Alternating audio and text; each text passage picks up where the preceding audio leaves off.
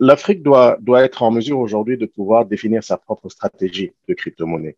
Euh, Pourquoi? Tout simplement parce que la crypto-monnaie est aujourd'hui l'une des rares technologies, si je puis dire, où en fait l'Afrique peut se suffire d'elle-même en termes de ressources humaines, en termes de compétences et en termes de technologie.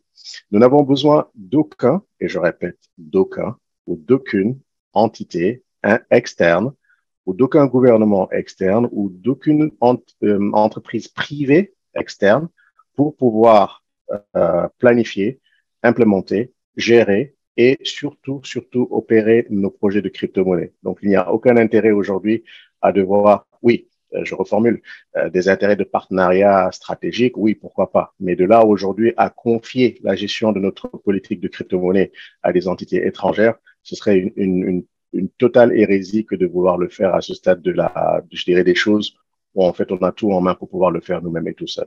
Effectivement, il y a une frilosité des régulateurs et à juste titre. Et je la partage d'ailleurs, pour être très honnête avec vous. Ça peut paraître je dirais, un peu bizarre pour qu'une personne comme moi qui supporte les initiatives comme la crypto-monnaie, en même temps supporte la frilosité des régulateurs. C'est très simple. Aujourd'hui, c'est un marché sur lequel le nombre de personnes, vous prenez 10 personnes, vous faites un petit sondage et vous demandez à ces 10 personnes-là de vous expliquer qu'est-ce que la crypto-monnaie. Je suis quasiment certain qu'il n'y en aura qu'une seule, voire même une demi-personne, si je reprends les analyses en termes de sondage, qui vont vous expliquer exactement c'est quoi la crypto-monnaie, comment ça fonctionne, quels sont les risques et quels sont les avantages. Donc, si vous prenez une population où la majorité d'entre elles ne entend juste parler du nom de crypto-monnaie, et d'ailleurs, tout le monde résume crypto-monnaie à Bitcoin, alors que non, la Bitcoin est juste un résultat, un des nombreux résultats que permet de faire la crypto-monnaie. Vous en avez plusieurs autres, je ne vais pas les citer. Donc, si aujourd'hui, et heureusement que le régulateur a mis les freins dessus. Moi, bien sûr, après, il faudra juste à un moment donné lever le pied légèrement. Et je crois que là, le moment est arrivé. On a maintenant de plus en plus d'intervenants sur la crypto-monnaie qui peuvent l'expliquer, le présenter et le promouvoir avec un langage purement terre à terre pour que tout le monde le comprenne.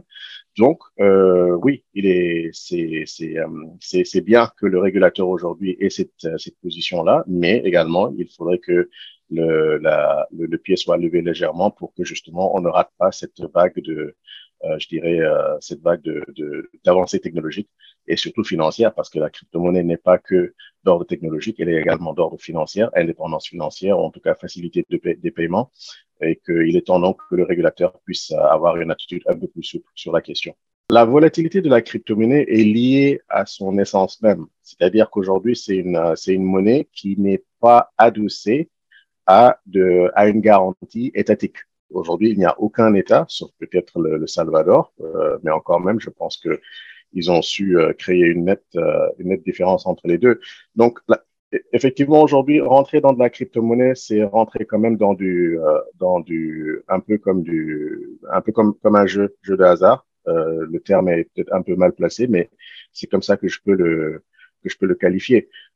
Encore une fois, et ça ramène aux deux premières questions, justement, ne doit rentrer et utiliser la crypto-monnaie que la personne qui, justement, en comprend les risques et les avantages et les risques et de l'utiliser à bon escient. Donc, la volatilité, bien sûr, elle s'améliorera au fur et à mesure que les États viendront rejoindre le concept de la crypto-monnaie et l'adosseront et surtout oseront la garantir, si je puis dire, que les banques centrales, voilà, si le jour où les banques centrales commenceront à intégrer la crypto-monnaie dans leur processus de décision et de prise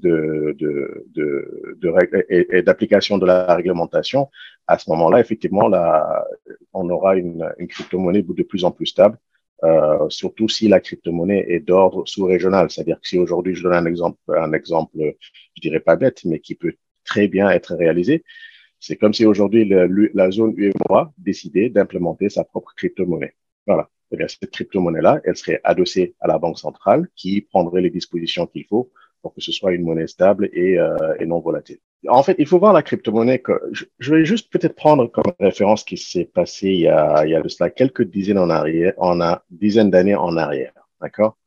Le seul fait de pouvoir envoyer un email à l'époque ne passait que par deux ou trois entités qui détenaient le monopole de la gestion de l'envoi des emails.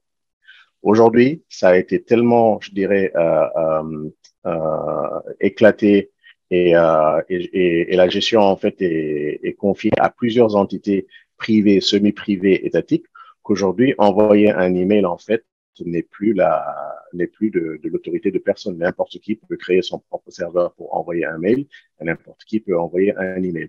C'est exactement la même chose. Si on essaie de prendre l'analogie avec la crypto-monnaie, plus il y aura d'acteurs justement étatiques qui viendront renforcer sa stabilité, plus ce sera donc un moyen de paiement et un outil financier qui sera défustable.